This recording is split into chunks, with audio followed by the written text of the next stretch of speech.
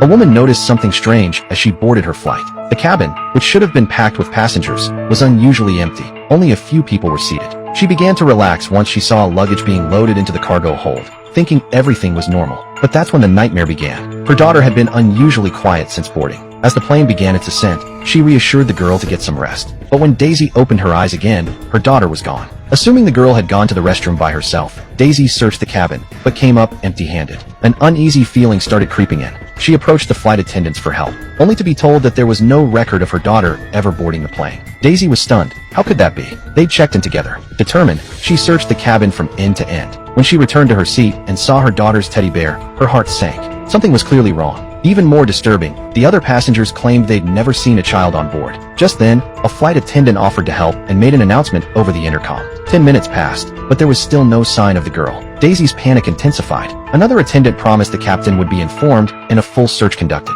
Trusting them, Daisy waited. But after half an hour, nothing had happened. Now desperate, she tried questioning the passengers again, but got the same answer. No one had seen her daughter. Suddenly, another flight attendant appeared and quietly pulled the first one aside, as if hiding something. Daisy followed them and overheard something even more terrifying. What aren't you telling me? Say it!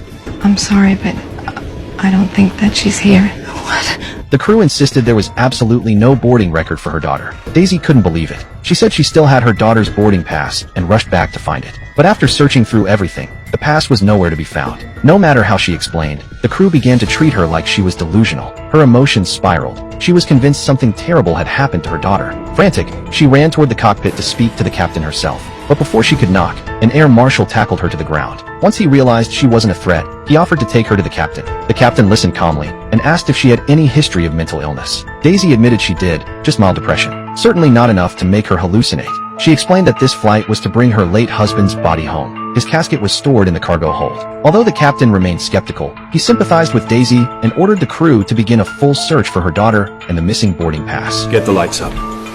Get every passenger seated. No one in the toilets, no exception. Look for her backpack, her boarding pass. Check every closet, every bin. Are there any more questions? Thank you. The search began, with attendants combing every corner of the plane. Passengers were visibly annoyed by the disruption. Agent Jeff stayed close behind Daisy, in case she acted out again. Suddenly, Daisy froze. One bearded passenger looked strangely familiar. Do I know you from somewhere? You've walked past me 5 times since we took off. Does that count?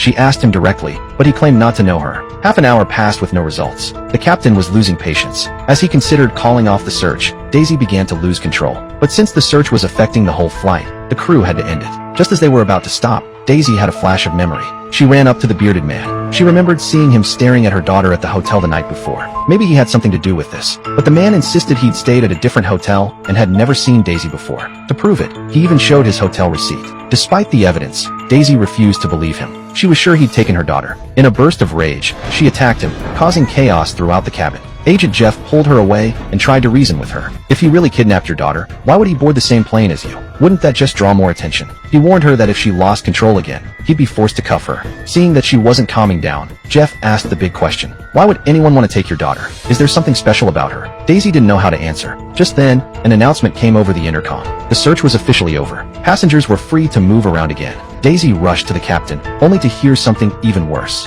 Where's my daughter? If you come with Where is she? Where is she? Dead, goddammit! The airline had contacted a hospital, suspecting that she had serious mental issues. Then came the final blow. The captain told her that, according to official reports, Daisy's husband had jumped to his death under extreme pressure, and he had taken their daughter with him. Daisy couldn't believe it. She insisted they were both on the flight, traveling to bring her husband's body home. They'd even stayed at the hotel together the night before, but the captain could see she was breaking down. Daisy stumbled back to the cabin, disoriented. That's when the bearded passenger returned, this time to retaliate.